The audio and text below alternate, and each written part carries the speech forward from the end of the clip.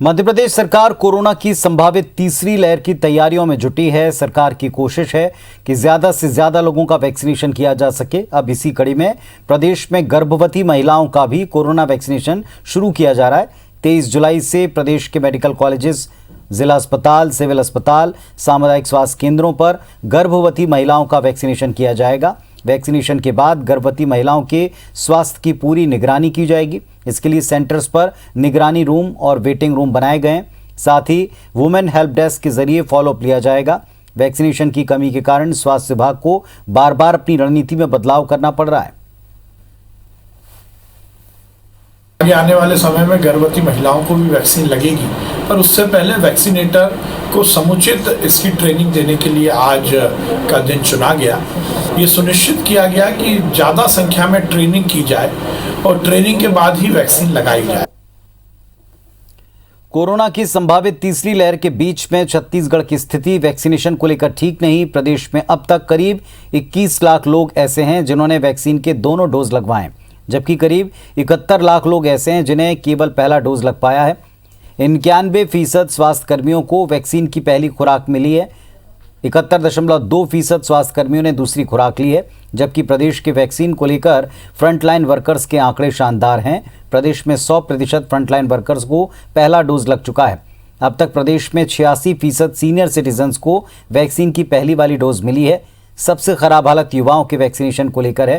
प्रदेश में 18 से 44 उम्र वर्ग के 27% युवाओं को वैक्सीन का पहला डोज लगा है, जबकि दूसरे डोज का आंकड़ा 0.7 तक ही पहुंचा है।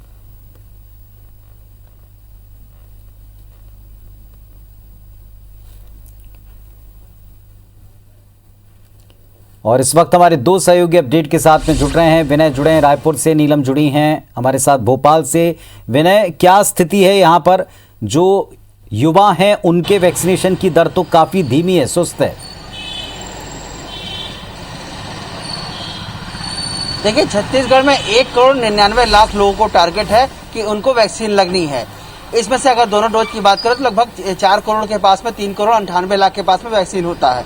अब बात करें तो पहले और डोज की, तो लगभग 71 लाख लोग हैं उन्हें पहली खुराक मिल पाई है और 21 लाख लोग ऐसे हैं जिनको दोनों खुराक मिले। कुल मिलाकर जो स्वास्थ्य विभाग का आंकड़ा है उसके हिसाब से 1,14,00,000 लोगों को जो वैक्सीन की खुराक जो डोज है वो दी गई है।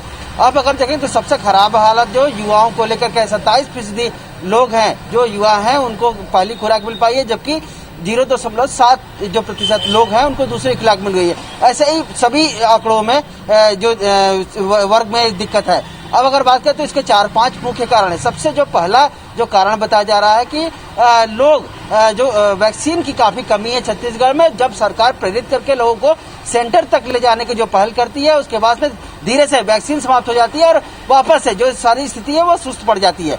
फिर ये दूसरा कारण है कि लोग सेंटर तक नहीं आ पाए। ग्रामीण क्षेत्रों में काफी समस्या है कि वहां पे लोग जागरूक नहीं है और तमाम जो बीमारियां और मौत का कारण बताते हुए वैक्सीन सेंटर पर नहीं पहुंच पाता है।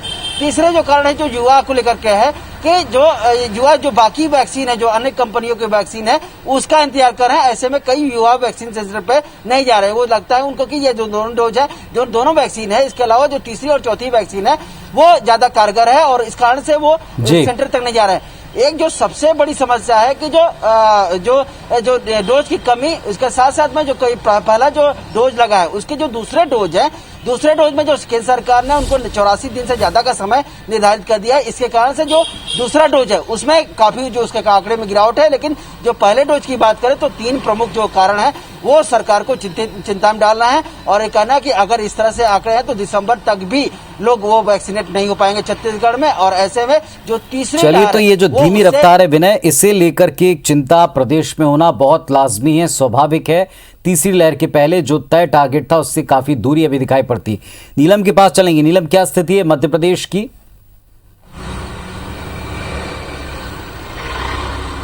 जी बिल्कुल, मध्य प्रदेश में यदि हम वैक्सीनेशन की बात करें तो पिछले दिनों रफ्तार थोड़ी कम दिखाई पड़ी थी, क्योंकि राज्य सरकार के पास पर्याप्त मात्रा में वैक्सीन की संख्या नहीं थी, जिसके चलते केवल कोविशील्ड के ही डोज लगाए जा रहे थे। कोवैक्सीन के सेशंस जो है आयोजित नहीं किए जा रहे थे। लगातार जो वैक्सीन की कमी है, इसके चलते स्वास्थ्य विभाग को अपनी रणनीति में बदलाव करना पड़ रहा है, और इसी के चलते अब जो है जो कल वैक्सीनेशन होने वाला है उसकी संख्या पहले कम रखी गई थी, पर राज्य सरकार को वैक्सीन के डोज मिल गए हैं, जिसके चलते अब सेशंस की संख्या को बढ़ा दिया गया है, और इसके साथ ही साथ आज से ही बुकिंग जो है सेंटर के लिए शुरू कर दी गई है। वहीं 23 जुलाई से यानी कि शुक्रवार के दिन से गर्भवती महिलाओं का भी वैक्सीनेशन मध्य प्रदेश में शुरू कर दिया जाएगा, जिसके लिए पहले ही स्वास्थ्य विभाग की टीमों को पूरी ट्रेनिंग दे दी गई थी, क्योंकि गर्भवती महिलाएं जो है काफी सेंसिटिव ग्रुप में आती हैं, और अभी ही ICMR ने मंजूरी दी है कि गर्भवती महिलाओं का वैक्सीनेशन हुआ जा सकता है। तो किसी भी तरीके के रिस्क ना हो इस दौरान, जो भी संभावित खतरे हैं उनको ध्यान में रखते हुए खासतौर पर सेंटर्स में जो है व्यवस्थाएं की गई हैं। अलग से अतिरिक्त रूम बनाए गए हैं, निगरानी कक्ष बनाए गए हैं, वेटिंग रूम बनाए गए हैं। इसके साथ ही साथ सुमन हेल्प डेस्क जो है स्वास्थ्य विभाग का, उसके जरिए वैक्सीनेशन के बाद भी गर्भवती महिलाओं का पूरा फॉलोअप लिया जाएगा कि वैक्सीनेशन के बाद उन्हें कहीं कोई स्वास्थ्य से संबंधित तकलीफें तो नहीं हो रही है